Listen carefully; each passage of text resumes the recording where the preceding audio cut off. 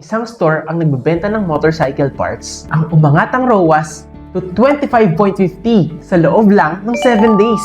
Before namin i-handle, may benta na. Nasa 87,000 ang GMV with 7,000 in ad spend. Solid na rin ang ROAS, nasa 11. Pero alam namin, kaya pang gandaan ng result. So in just 1 week, ito ang ginawa namin. Inalam namin ang tamang keywords with a high search volume. Pinush namin ang items na may mataas na ROAS para maging sulit ang bawat ginagastos sa ad spend. At nag-downscale naman kami sa mga produkto na wala halos benta o walang traction para hindi nasasayang ang budget. Real-time mga adjustment.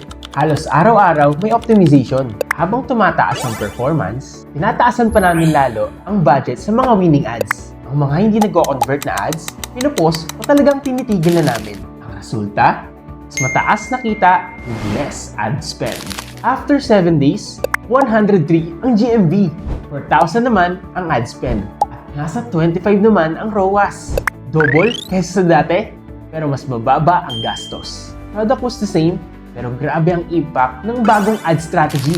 Kung consistent ang benta mo pero gusto mo pang itaas ang margins, baka strategy na lang ang kulang. Kaya mag-message ka na sa page namin sa Ecom Accelerator. Again, this is Renz. Ang tamang ad execution can double up your ROAS in just 7 days.